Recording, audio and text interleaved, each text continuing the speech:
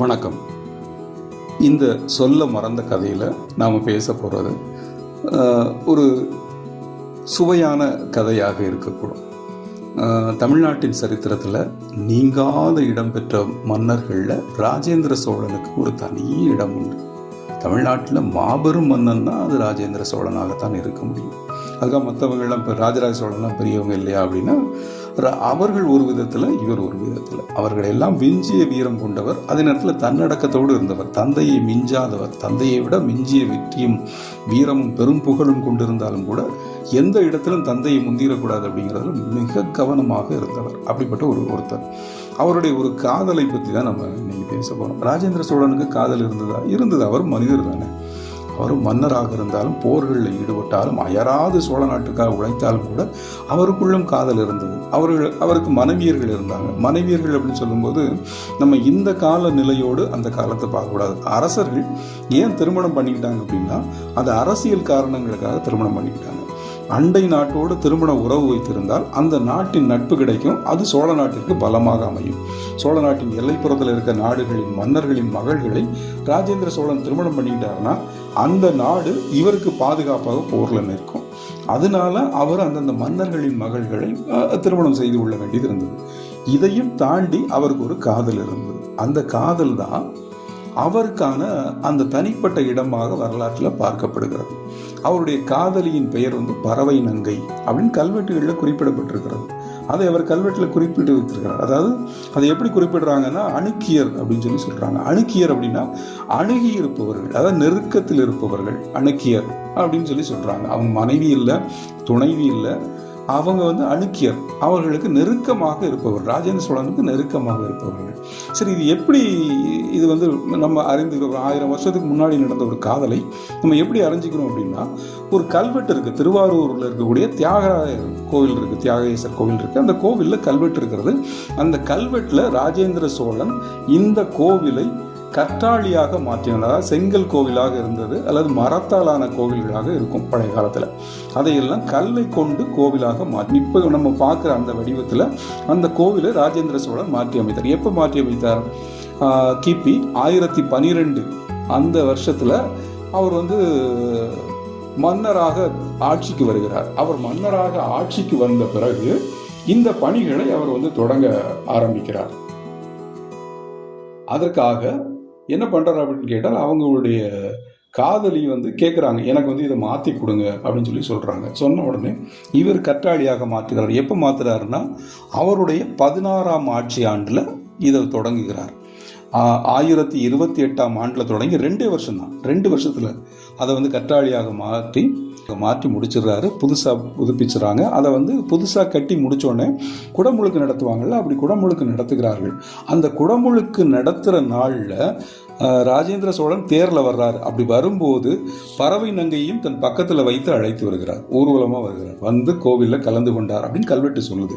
அது மட்டும் இல்லை, இந்த கோவிலுக்கு என்னெல்லாம் செஞ்சார் அப்படின்னு கேட்டால், அந்த கோவிலோட கலசத்திலிருந்து கருவறை வரையிலும் தங்கத்தாலான தகடு சாத்தினாரா. கருவறையோட கதவுகளுக்கு முன்புற தூண்களுக்கும் செம்பினால் தகடு சாத்தினாரா. இது தவிர வழிபாட்டுக்காக 28 குத்து விளக்குகள் கொடுத்தாராம். நிறைய பொன்னாபரணங்கள் கொடுத்தாராம். 428 முத்துக்கள், 7 மாணிக்க கற்கள், 36 வைரக்கற்கள், நிறைய வெள்ளி பாத்திரங்கள், இதெல்லாம் திருவாரூர் தியாகேசர் கோவிலுக்கு ராஜேந்திர சோழன் நன்கொடையாக வழங்கினாராம்.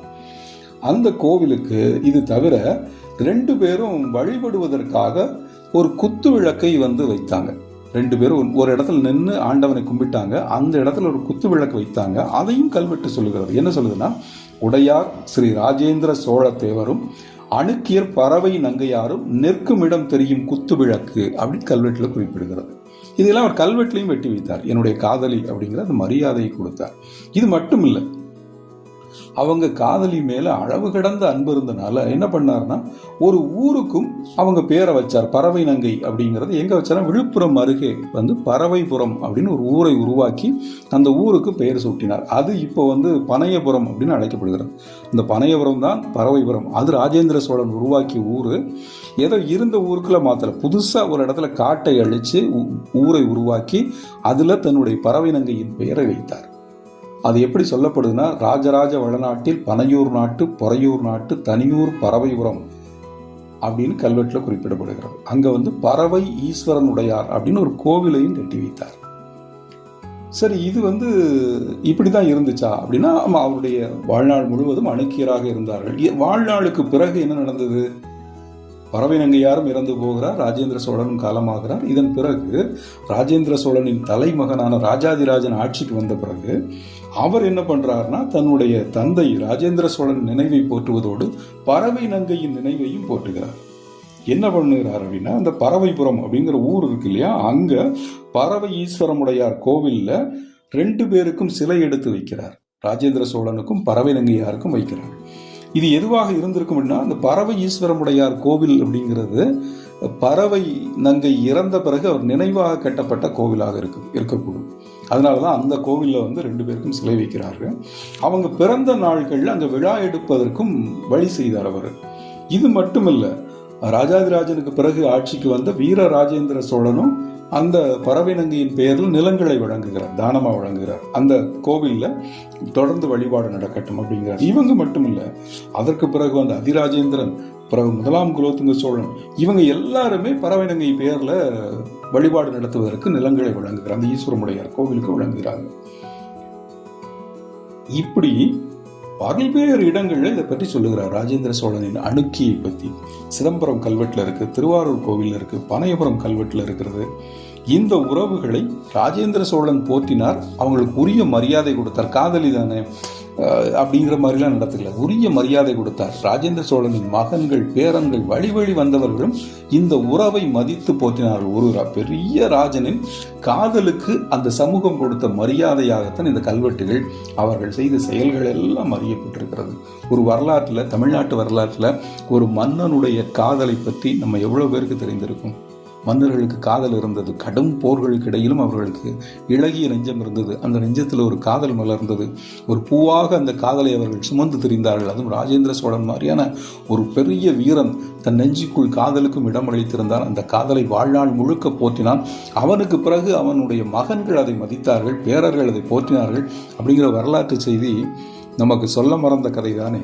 இந்த கதை பார்த்திருக்கிறோம். இதே மாதிரி இன்னொரு சுவையான கதையோடு உங்களை சந்திக்கிறேன். நன்றி, வணக்கம்.